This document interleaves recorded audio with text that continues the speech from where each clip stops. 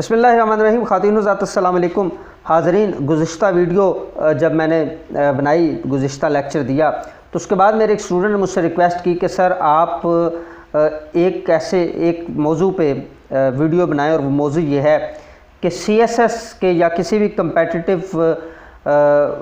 Exams की किस तरह से तैयारी की जा सकती है और किस तरह से इसको क्वालिफ़ाई किया जा सकता है। तो इससे पहले कि मैं इस मौजू पे बात करूं, मैं आपसे एक क्वेश्चन करना चाहता हूं, और क्वेश्चन में एक एग्जांपल आपके सामने रखना चाहता हूं। क्या आपने पहाड़ी इलाकों में, जैसे मरी, इस्लामाबाद या इस तरह के जो पहाड़ी इलाके हैं, उन इलाकों में पैदा होने वाले किसी बच्चे को 7, 8, 10 साल की उम्र में पहाड़ों पे चढ़ते हुए और पहाड़ों से नीचे उतरते हुए यकीनन देखा होगा? तो आपको अंदाज़ा होगा कि वो कितनी बेफिक्री से, कितनी महारत के साथ पहाड़ पे चढ़ता है और पहाड़ से नीचे उतरता है, और बाज़ औक़ात लाशऊरी तौर पर वो कदम रखता चला जाता है और नीचे उतरता है। जानवर, बकरियां या कोई भी जानवर जो पहाड़ी इलाकों में जो पैदा होते हैं, वो इतनी तेज़ी के साथ पहाड़ पे चढ़ते हैं और इतनी तेज़ी के साथ पहाड़ से नीचे उतरते हैं कि इंसान देख के हैरान रह जाता है। अब मैदानी इलाके में पैदा होने वाला जो बच्चा है, अगर आप उसको 7, 8, 10 साल की उम्र में पहाड़ पे चढ़ाने की कोशिश करें और पहाड़ से नीचे उतरने का उसे रास्ता दिखाएं, तो ये कितना ख़तरनाक होगा और कितना मुश्किल होगा उस बच्चे के लिए भी, और उस बच्चे को भेजने वाले के लिए भी ये कितनी अहमकाना सी बात होगी। तो यकीनन आपको अंदाज़ा भी हुआ होगा और आप उस नुक्ते पर भी पहुँचे होंगे जिसकी मैं बात करने लगा हूँ। बात यह है कि अगर तो आप बचपन से ही एक ख़ास एनवायरनमेंट में परवरिश पा रहे हैं, अगर एनवायरनमेंट उस तरह का नहीं भी, तो आपका ख़ास रुझान है रीडिंग का, पढ़ने का, चीज़ों को ऑब्ज़र्व करने का, आप हाज़िर दिमाग हैं, आपका करंट अफेयर्स पे आपकी नज़र है, तो फिर आपके लिए CSS क्वालिफाई करना मुश्किल नहीं होगा। क्योंकि जब आप प्रिपरेशन का आपको टारगेट मिलेगा, तो आप पहले से हैबिचुअल होंगे इस तरह की एक्टिविटीज़ के। आप पहले से हैबिचुअल होने के साथ साथ आप फ़्लो में होंगे, और उस फ़्लो के साथ आपको प्रिपरेशन करते हुए इतनी ज़्यादा मुश्किल नहीं होगी, बल्कि आप उसी पहाड़ी बच्चे की तरह तेज़ी के साथ अपनी मंजिल की तरफ रवां दवा होंगे।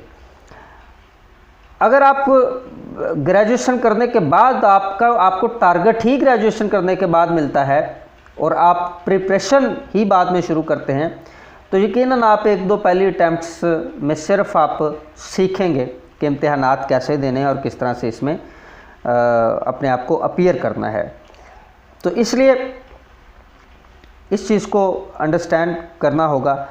अगर आप ग्रेजुएशन के बाद प्रिपरेशन का सोच रहे हैं, तो फिर आप याद रखिए कि आपको दूसरों की निस्बत, यानी पहाड़ी बच्चे की निस्बत, आपको अपने आप को मैदानी इलाके में पैदा होने वाला बच्चा तस्वुर करना होगा, और ज़्यादा एफर्ट करनी होगी, अपने आप को एडिक्टेड करना होगा, हैबिचुअल करना होगा, स्टडीज़ में ज़्यादा टाइम देना होगा, और फिर कहीं जाकर आप कामयाब हो सकते हैं।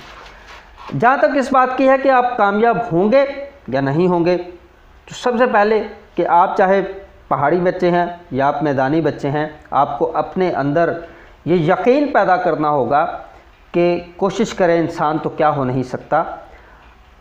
आपके सर्कमस्टांसेस, आपकी सिचुएशन जो भी है, आपने उसके मुताबिक अपने आप को टाइम के मुताबिक मैनेज करना है। आपने देखना है कि आप स्टडीज़ को कितना टाइम दे सकते हैं। आपने अपने आप को अटेंटिव रखना है, आपने करंट अफेयर्स पे नज़र रखनी है, और अपने सर्कमस्टांसेस के मुताबिक आपने प्रिपरेशन करनी है। बाज़ लोग ये समझते हैं कि जी एकेडमीज़ में जाएं, बड़े शहरों में जाएं, तो फिर वहाँ पे जाके हम कोई एकेडमी ज्वाइन करेंगे तो फिर हम कर सकेंगे।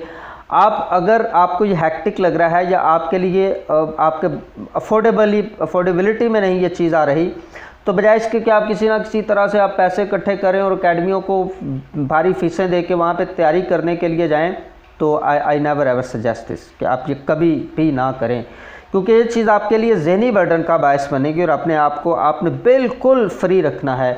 आपने बिल्कुल अपने आप को ज़हनी तौर पर पुरस्कून रखना है। वो आपके छोटे से घर का एक छोटा सा कोना भी हो सकता है, जहाँ पे आप बैठ के अपने स्टडीज़ आवर्स को बढ़ा सकते हैं, वो आपके घर के करीब कोई छोटा सा पार्क हो सकता है, कोई छोटा सा ग्राउंड हो सकता है, कोई बेंच हो सकता है किसी दरख्त के नीचे, जहाँ पे आप बैठ के अपने स्टडीज़ आवर को बढ़ा सकते हैं।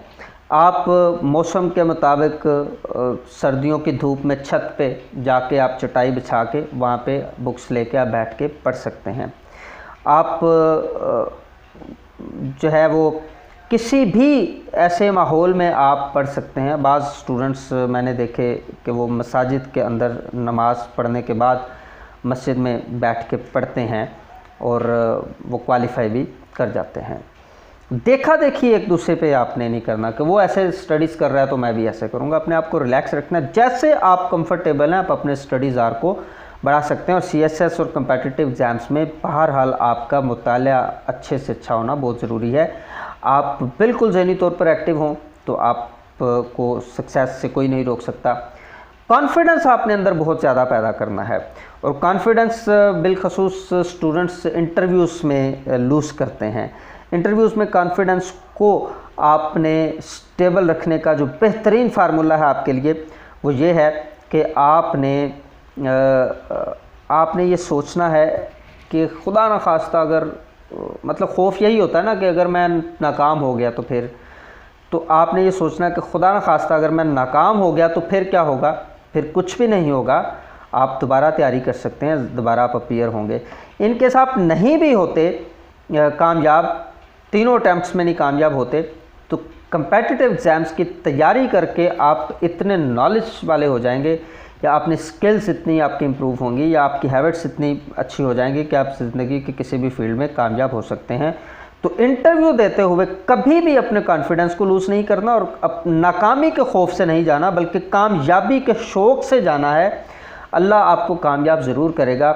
लेकिन याद रखिए कि आप देखिए कि आप पहाड़ी बच्चे हैं कि मैदानी बच्चे हैं, और जब आपको पता चल जाएगा कि आप पहाड़ी बच्चे हैं या मैदानी बच्चे हैं, तो फिर आप अपने हालात वाक़यात और अपने सर्कमस्टांसेस के मुताबिक आपको प्रिपरेशन में आसानी होगी। अगर आप मैदानी बच्चे हैं और आपने पहाड़ी बच्चे के साथ कंपटीशन करना है, तो फिर आप अभी से पहाड़ पे चढ़ने की आदत अपनाएं और आहिस्ता आहिस्ता स्किलफुल हो जाएं।